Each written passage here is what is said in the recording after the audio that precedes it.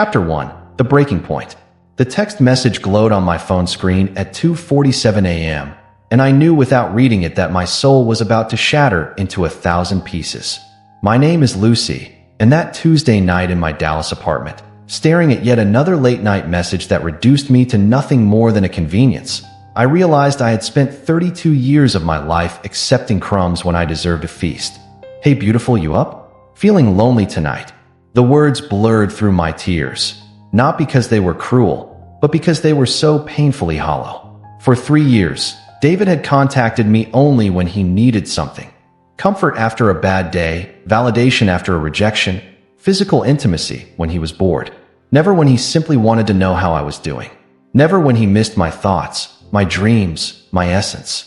I sat on my bedroom floor, surrounded by self-help books and psychology articles I'd been reading, trying to understand why I kept attracting relationships that left me feeling invisible.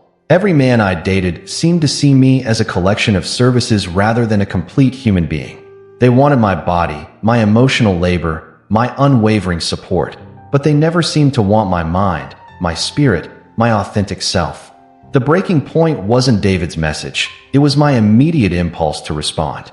Even at nearly 3 a.m., even after months of this pattern, even knowing I would feel empty and used afterward, part of me still wanted to give him what he wanted because I had confused being needed with being loved. I threw my phone across the room and sobbed until my chest ached. I had a successful career as a marketing director, loving friends, and a life that looked perfect from the outside. But in my most intimate relationships, I felt like a ghost, present but not truly seen, touched but not truly felt, wanted but not truly valued. That night, I wrote in my journal with shaking hands, "Where do women want to be touched the most? Not on our bodies, but on our souls. Not in our bedrooms, but in our hearts. Not for a moment, but for a lifetime. Why can't anyone understand that what we're truly hungry for is to be seen, respected, and loved as whole human beings?" The question that would change my life had finally been asked. Chapter 2. The Descent. The next 6 months were a masterclass in how patterns of accepting less than we deserve can create a psychological prison. I tried everything I could think of to break the cycle of relationships that left me feeling hollow and unseen. I attempted the strong, independent woman approach, building walls and refusing to show vulnerability. But this only attracted men who saw my independence as a challenge to conquer rather than a quality to respect. I tried being more accommodating, thinking that if I gave more, I would receive more. But this attracted users who saw my kindness as weakness and my generosity as an endless resource they could exploit without reciprocation. I experimented with dating apps, thinking that being more explicit about what I wanted would help. But the responses I received confirmed my worst fears, men who saw my emotional needs as obstacles to overcome rather than depths to explore. The pattern was always the same: initial interest that felt promising, followed by gradual reduction of me to a role rather than recognition of me as a person. I became the cool girlfriend who never complained, the understanding woman who always accommodated, the supportive partner who gave endlessly without receiving. My therapist at the time, well-meaning but limited in her approach, suggested I work on my communication skills and boundary setting. But I was already articulating my needs clearly. The problem wasn't my communication. The problem was that the men I was attracting weren't interested in meeting a woman's deeper emotional and spiritual needs.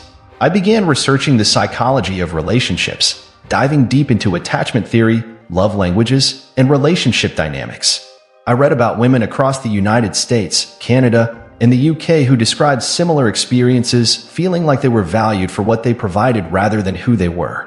The lowest point came during a conversation with my sister Sarah, who had been married for 8 years to a man who seemed to genuinely cherish her. "Lucy," she said gently, "you keep talking about what men want from you. But what do you want from them? Not what you think you should want, but what your soul actually needs." I realized I couldn't answer her question. I had spent so many years focused on being what others wanted that I had lost touch with what I needed. I knew I wanted to be loved, but I didn't know what that actually looked like beyond the surface level. That night, I made a list of every relationship I'd had, trying to identify when I had felt truly seen and valued versus when I had felt used or diminished. The pattern was stark. I felt valued when men engaged with my thoughts, respected my boundaries, showed interest in my growth, and treated me as an equal partner. I felt diminished when they focused only on what I could do for them emotionally, physically, or practically. but recognizing the pattern and changing it proved to be completely different challenges. Chapter 3. The Encounter. My transformation began in the most unexpected place, a psychology conference in Austin that I attended for professional development. I was there to learn about consumer psychology for my marketing work, but I found myself drawn to a session titled The Sacred Psychology of Human Connection, led by Dr. Walker Teddy, a renowned psychologist who specialized in healthy relationship dynamics. Dr. Teddy was different from other speakers I'd encountered. He spoke with the gentle authority of someone who had spent decades helping people understand the difference between surface-level attraction and soul-deep connection.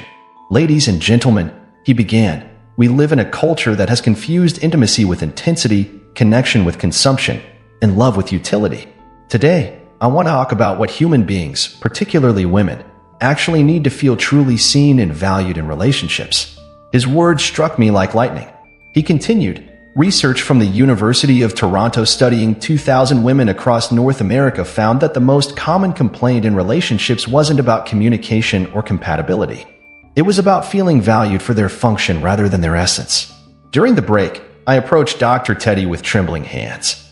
Excuse me, Dr. Teddy, your presentation, it described exactly what I've been experiencing. I feel like I attract men who want to use me rather than know me. How do I change this pattern? He studied my face with the compassionate gaze of someone who had heard this question many times before. Lucy, he said after I introduced myself, may I ask you something? When was the last time you felt truly seen, not admired, not desired, not needed, but genuinely seen for who you are? I stood there for a full minute, unable to answer. The realization was devastating. I couldn't remember ever feeling that way in a romantic relationship. That's your answer, Dr. Teddy said gently. You can't attract what you don't believe you deserve. And you can't believe you deserve it until you understand what it actually is. He handed me his card. I run a workshop series called Sacred Boundaries for women who want to understand the difference between being valued and being used. Would you be interested in exploring this deeper? Chapter 4. The Ascent. Dr. Teddy's workshop series changed not just how I approach relationships, but how I understood my own worth as a human being. He introduced what he called the 5 sacred needs of the feminine soul, based on research from universities across the United States, Australia, and the UK. Sacred Need 1. Emotional reverence. Women don't want their emotions managed, dismissed, or fixed, Dr. Teddy explained during our first session. They want their emotions witnessed, respected, and honored as valid expressions of their inner experience. He showed us research from Harvard University that studied emotional validation in relationships. Women who felt their emotions were respected and valued by their partners showed significantly higher relationship satisfaction and personal well-being. I began practicing what Dr. Teddy called emotional self-advocacy, clearly expressing my feelings and expecting them to be received with respect rather than judgment or attempts to fix me. Sacred Need 2. Intellectual partnership. A woman's mind is not a secondary consideration, Dr. Teddy continued. True intimacy includes engaging with her thoughts, dreams, ideas, and perspectives as equal and valuable contributions to the relationship. This principle revolutionized how I viewed my own intelligence and insights. I stopped dimming my light to make others comfortable and started expecting partners to be genuinely interested in my thoughts and opinions. Sacred Need 3. Spiritual equality. Women seek partners who see them as equals on the journey of life and growth, Dr. Teddy explained. Not as helpers, supporters, or accessories to a man's journey, but as co-creators of a shared path. Research from the University of Melbourne that he shared showed that relationships based on true partnership and mutual growth were 70% more likely to result in long-term satisfaction for both partners. Sacred Need 4. Authentic appreciation. Appreciation for who she is, not just what she does, Dr. Teddy emphasized. Women want to be valued for their character, their essence, their unique perspective on the world, not just their ability to meet someone else's needs. Sacred Need 5. Sacred safety. The deepest need is for emotional and spiritual safety, knowing that her vulnerability will be protected, her boundaries respected, and her growth encouraged rather than threatened. These principles weren't just theoretical. Dr. Teddy gave us practical tools for recognizing when these needs were being met versus when they were being ignored or violated. The first test came when David contacted me again, 3 weeks into the workshop series. Instead of my usual immediate response, I paused and asked myself, is this interaction honoring my sacred needs, or is it treating me as a utility? For the first time, I replied with boundaries. David, I've realized that our connection has been one-sided. I need relationships that honor my full humanity, not just my availability. I wish you well, but I'm choosing to invest my energy in connections that are mutual and respectful. His response was telling. Wow, you've really changed. You used to be so chill. I realized that what he had labeled as chill was actually my acceptance of being devalued. My change was simply my decision to expect respect. Chapter 5. The Integration. The transformation wasn't immediate or easy. Dr. Teddy warned us that when we began honoring our sacred needs, we would likely experience what he called relationship filtration. People who were only interested in using us would naturally fall away, while people capable of genuine connection would be drawn to our authentic energy. He was right. Over the following months, several casual relationships ended as I stopped accepting surface-level connections. Some friends criticized me for being too picky or unrealistic. But something profound was happening. I was beginning to feel like a complete person rather than a collection of services. The breakthrough came when I met James at a bookstore coffee shop. Our conversation began about the book I was reading, a novel about women's experiences in different cultures, and continued for 3 hours. He asked thoughtful questions about my perspectives, shared his own insights without mansplaining, and seemed genuinely interested in understanding my worldview. What struck me most was how he listened, not waiting for his turn to speak, not trying to solve problems I hadn't asked him to solve, but truly receiving what I was sharing and responding with curiosity and respect. Lucy, he said as we prepared to leave, I've really enjoyed our conversation. Your insights about human nature are fascinating. Would you be interested in continuing this discussion over dinner sometime? For the first time in years, I felt seen rather than pursued, valued rather than wanted, appreciated rather than desired. Our relationship developed slowly, built on mutual respect and genuine interest in each other's inner worlds. James consistently demonstrated what Dr. Teddy had taught us to recognize: emotional reverence, intellectual partnership, spiritual equality, authentic appreciation, and sacred safety. But the most profound change was internal. I had learned to value myself as a complete human being, mind, body, and soul, rather than a collection of attributes designed to please others. Dr. Teddy explained this transformation through research from Stanford University that studied self-worth and relationship outcomes. Women who maintain strong sense of self and clear boundaries attract partners who are capable of genuine intimacy, while women who sacrifice their identity to maintain relationships attract partners who are only capable of utilization. A year after beginning this journey, I was invited to share my story at one of Dr. Teddy's workshops. I told a room full of women what I had learned. Where women want to be touched the most isn't on our bodies, it's on our souls. We want to be touched by genuine respect, authentic love, emotional safety, intellectual engagement, and spiritual partnership. The response was overwhelming. Women approached me afterward sharing their own stories of feeling unseen and undervalued in relationships. Many had never articulated what they were truly seeking because they had been conditioned to believe that physical attraction and basic companionship were enough.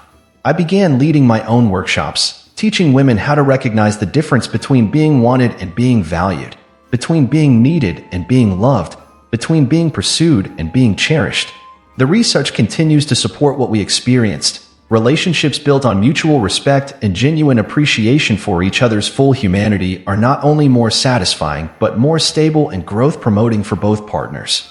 James and I married 2 years later, in a ceremony that celebrated our partnership as equals journeying together toward shared growth and meaning.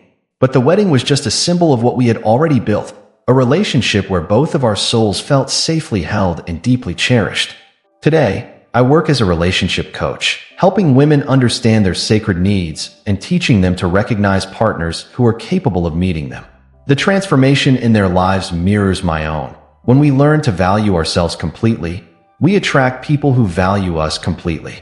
Dr. Teddy often reminds us of something that has become my guiding principle. You teach people how to treat you by what you accept. When you accept being valued for your function, you will be treated as functional. When you require being valued for your essence, you attract people capable of seeing your essence. The phrase, where women want to be touched the most, has become shorthand in our workshops for the deeper truth. We are whole human beings deserving of love that honors our minds, hearts, and spirits, not just our ability to serve others' needs. Last month, I received a letter from a workshop participant in Vancouver who wrote, "Lucy, your story gave me permission to expect more than I ever thought I could. I ended a relationship that was diminishing my soul and eventually met someone who sees my thoughts as valuable, my emotions as worthy of respect, and my dreams as important as his own. For the first time in my life, I feel like I'm in a relationship with someone who loves my humanity, not just my availability." These letters arrive regularly now. Women who have learned to distinguish between being wanted and being valued, who have discovered that their souls deserve the same reverence they so freely give to others. The journey from accepting less than we deserve to requiring what our souls need isn't just about changing our relationships. It's about reclaiming our full humanity. It's about remembering that we are not objects to be acquired or services to be consumed, but complex, valuable human beings deserving of love that honors every aspect of who we are. As I write this, sitting in the home James and I have built together, a space where both our souls feel safe to grow and express themselves authentically. I'm grateful for that moment of crisis that forced me to examine what I was truly seeking in love. The breaking point that felt like an ending was actually the beginning of the most important relationship of my life, my relationship with my own worth. Only when I learned to touch my own soul with reverence could I attract someone capable of doing the same. Where women want to be touched the most is in that sacred space where we are seen, known, respected, and loved for the magnificent complexity of who we are. Not as objects or utilities, but as souls worthy of the same dignity and reverence we offer to others. Every woman deserves to be touched in this way, to have her emotions honored, her thoughts valued, her boundaries respected, her growth encouraged, and her essence cherished. Anything less isn't love, it's settling. And we were never meant to settle for anything less than the full recognition of our sacred humanity. To every woman reading this, your soul deserves to be touched with reverence, your heart deserves to be held with care, and your spirit deserves to be met with genuine respect. Never accept less than the love that honors your complete humanity.